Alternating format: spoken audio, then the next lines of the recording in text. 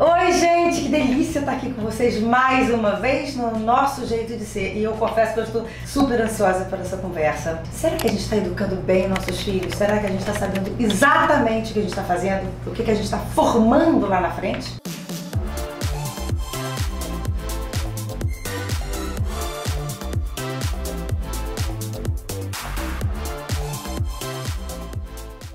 É o seguinte, eu conheci um pediatra, Dr. Daniel Becker, que está aqui comigo hoje. Muito obrigada por me receber aqui no meu canal.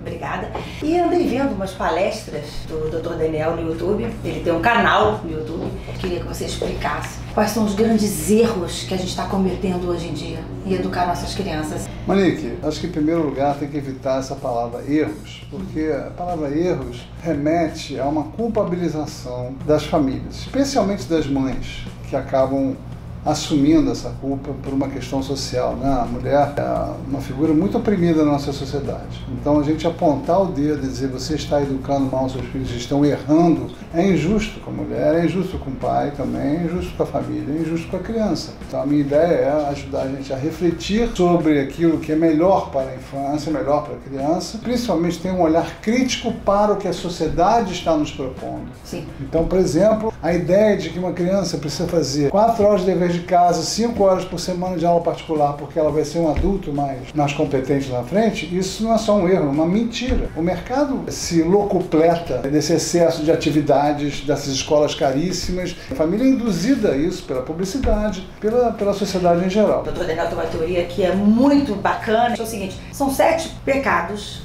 que a sociedade faz com que os pais acabam cometendo com os filhos. Primeiro, por que você usa a palavra pecado? Justamente para chamar a atenção. Eu não quis usar a questão dos erros, porque os erros remetem à culpa de alguém. Sim. Né? E os pecados, a religião sempre remete a uma dimensão do coletivo. O pecado capital não é um pecado de um homem, é o pecado de Adão, que é o pai de todos os homens. Todos cometem. Exatamente. A primeira coisa que chama atenção no Brasil é a questão da cesárea e da amamentação. O início da vida de uma criança já começa meio mal. Por quê? A gente sabe que o parto normal é a melhor forma de nascimento, não só porque ela é natural, porque é óbvio, porque a natureza construiu isso pra gente, mas porque o parto normal tem uma série de vantagens em relação à cesariana. Tudo melhora o vínculo, inclusive questões que vão se prolongar lá para a vida adulta dessa criança, como doenças crônicas, como, enfim, uma série de fatores que demonstram claramente que o parto normal é a melhor via de nascimento, se possível humanizado. E, no entanto, no Brasil nós abusamos da cesárea, unicamente por conveniência do setor médico hospitalar. Não tem nenhum interesse para as mães. Mas por que as mães optam pela cesárea? Elas optam pela cesárea porque se construiu uma cultura da cesárea no Brasil, que é uma cultura mentirosa, que diz que o parto é perigoso, o parto normal é perigoso, o parto normal dá complicações. Isso é mentira. Isso é apenas conveniência de médicos de hospitais. Na França eu faço o meu pré-natal com o médico no Champs-Élysées, em Paris. Quando essa mulher vai ter o parto, ela não liga para o cara, eu quero que você faça o meu parto, sai daí do consultório. Não, ela vai para o hospital público. Quem tiver lá faz o parto dela. Exatamente. Aqui no Brasil você quer que o seu obstetra faça o seu parto na sua maternidade, que você está pagando pelo convênio e tal. Então é óbvio que ele não vai sair e deixar um consultório meio-dia com 18 pacientes marcados para passar 40 horas esperando que ele não sei, ele vai fazer cesariana. Dia e hora marcados. É linha de produção. E no hospital a mesma coisa. É interessante a linha de produção. Cesárea é 7 minutos, um parto normal vai durar 18 horas de trabalho de parto. Né? Esse é o primeiro pecado.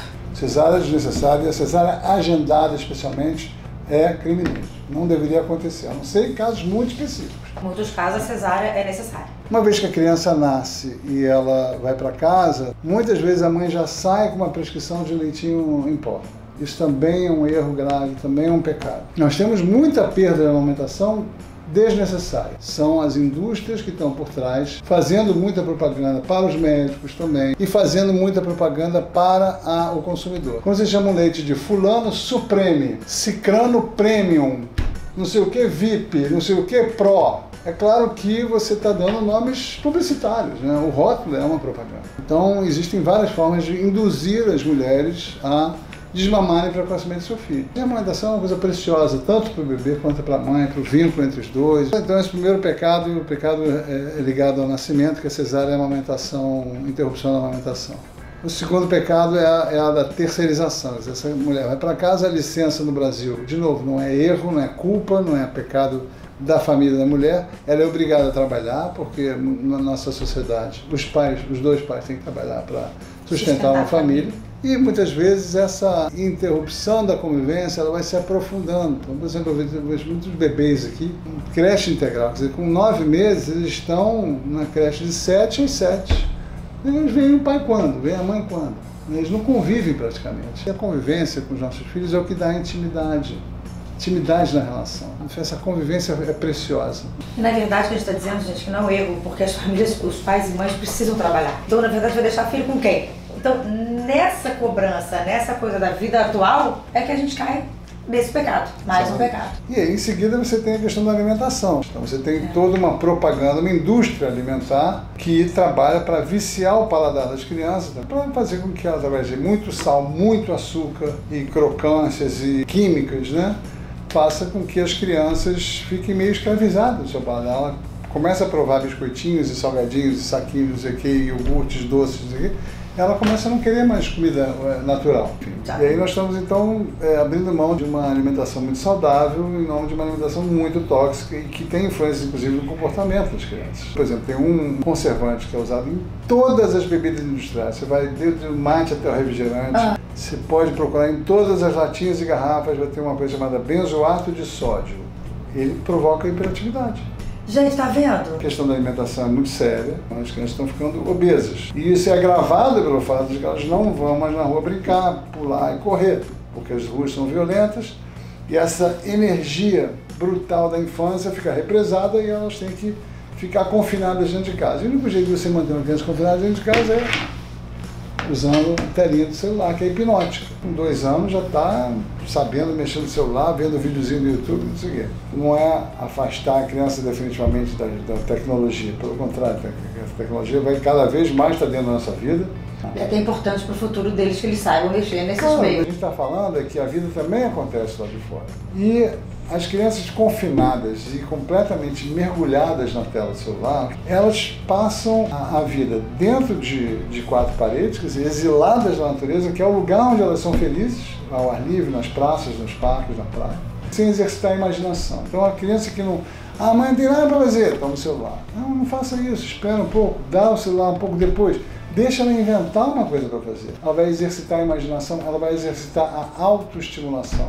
Hoje em dia no LinkedIn tem uma pesquisa mostrando o que as empresas querem para 2019. Criatividade, proatividade e imaginação. É exatamente o que a brincadeira livre, porque a gente está impedindo que as crianças desenvolvam. Uma coisa muito interessante que você falou é que a gente não aguenta ver os nossos filhos sentindo tédio. Então, quando você vê a criança em tédio, não tem nada para fazer, você logo inventa alguma coisa. Você falou que o tédio é muito importante. É a oficina da imaginação. É a oficina da imaginação e da criatividade. O tédio, gente, a gente sempre evitando nossos filhos de sentirem o tédio. E aí, em função disso tudo, nós temos um processo que a gente chama de adultização da infância. As crianças estão perdendo a infância, estão se tornando adultas muito precocemente. Elas são submetidas a essa ideia completamente ultrapassada de que quanto mais curso, melhor. Quanto mais aprendizagem formal, melhor. Isso não é verdade. É claro que uma criança precisa de escolaridade, precisa de educação, precisa saber inglês, seria bom que ela tocasse um instrumento, mas ela precisa também brincar livremente. Precisa ter nada para fazer. Isso também. A brincadeira livre é uma brincadeira extremamente pedagógica, entre aspas. Ela não só deixa a criança feliz, mas ela ensina uma série de habilidades. E a gente colocando a criança para fazer aula disso, aula daquilo, matemática, Kumon, reforço escolar, e violino, e piano, e chinês, e inglês, não sei o quê, ela fica completamente com a agenda executiva. Ela fica uma pessoa estressada, cada vez mais adultizada e cansada, exausta, sem nem energia para brincar. E elas vão perdendo sono, tendo uma série de outros sintomas em função desse ansiedade. Estresse tóxico mesmo. A brincadeira relaxa e diminui o estresse, né? A brincadeira e o convívio amoroso com os pais, ou com avós, enfim. E a última coisa, a última questão é a questão da superproteção e da incapacidade da gente realmente educar e orientar nossos filhos, que hoje em dia é muito comum.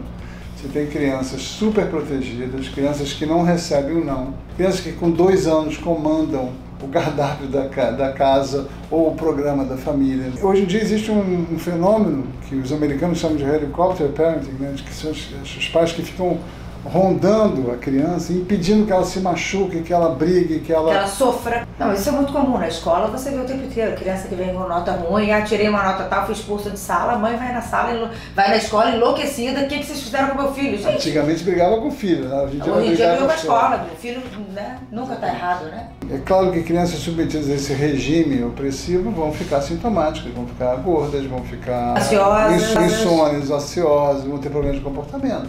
Não há como não ter. E aí o que a sociedade faz, em vez de olhar para esses sintomas, a gente medica. São remédios que realmente fazem efeito, atuam no comportamento da criança, mas que na grande maioria dos casos não seriam necessários. São remédios de tarja preta, não é isso? Tarja preta, são derivados de anfetamina, eles têm efeitos colaterais sérios e a gente está mexendo com cérebros em desenvolvimento, que a gente não sabe a longo prazo que efeitos isso vai ter. A gente sabe que realmente tem crianças que precisam desses remédios, mas isso é 5, 10% no máximo dos casos que são medicados. Inclusive, a gente fez uma entrevista com o Dr. Fábio Barberato, um psiquiatra, que ele fala justamente isso. Uma das coisas que ele mais faz hoje em dia é tirar o diagnóstico. As pessoas todas chegam lá achando que meu filho tem déficit de atenção. Não, não tem. Porque a grande maioria não tem déficit de atenção. Exatamente. Quem tem déficit de atenção é um número desse tamanho, muito pequeno. Aí toma o remédio que precisa. Nunca se fie numa primeira opinião. Procure 3 opiniões diferentes antes de medicar o seu filho. Com certeza, isso é ótimo também. Você teve uma opinião, procura outra. E aí você tem a sua conclusão até uma terceira, né? Mas aqui, a gente falou um monte de coisas que procedem, mas enfim, sempre há tempo de mudar. E você sugere uma mudança, você sugere uma transformação. Primeiro, saber escolher a equipe de obstetrícia que a gente vai trabalhar. Tem médicos que fazem 100% cesárea. Por que eu vou procurar um médico que faz 100% cesáreas? Porque o parto normal é mais seguro para a mulher, é mais seguro para a criança. Quando o bebê nascer, estude sobre a amamentação, procure uma consultora de amamentação, um pediatra que estimula a amamentação, não se entregue à mamadeira no primeiro choro do bebê, planejar para ficar o máximo de tempo possível com o seu filho. Se o seu filho precisa de creche, ok, mas tenta evitar o horário integral. Estar com nossos filhos é estar, celular virado para baixo. A gente também está viciado nisso, né? Existe uma coisa chamada... Olha o vício aqui nosso, gente. Estar com nossos filhos de verdade. Tentar evitar que o celular passe a ser uma interferência entre nós e os nossos filhos. Você propõe o uso de parque, de verde, de botar a criança para brincar na rua. E você fala os benefícios disso. Que são vários. É a questão mais importante. As duas questões que eu mais enfatizo são a convivência, né, com família, e a questão do exercício básico da infância, que é o brincar livre, especialmente na natureza. A natureza é extremamente estimulante para a criança, ela provoca melhoras em vários fatores de saúde mental, física e espiritual da infância, e forma habilidades que serão muito importantes na vida adulta. A gente sabe que os presidiários passam 2 horas tomando banho de sol ao ar livre, né? A criança passa menos de 1 hora. Mas a gente tem que se organizar para que ele tenha um pouco, ou ela tenha um pouquinho de pracinha, de praia, de parques, um pouquinho de verde. Isso é fundamental para o exercício de uma infância mais feliz e para a melhora de todos os fatores de sintomas que a criança tem. Então é um antídoto, inclusive, para hiperatividade, para problemas de insônia. Ansiedade, depressão. Ansiedade, depressão, exatamente. Eu tenho esse bordão de criança já para fora. Que é o título da sua palestra, inclusive. Mas, gente, olha só, eu amei conversar com ele, porque pra mim, mãe de um de 13 e uma de 15, 16, já fez, foi maravilhoso. Aprendi bastante coisa. Muito obrigada por dedicar seu tempo aqui pra gente, tá? Obrigada. Prazer foi todo meu, gente. Espero que vocês tenham gostado, tá? Curte, comenta e se inscreve. Um beijo. Tchau.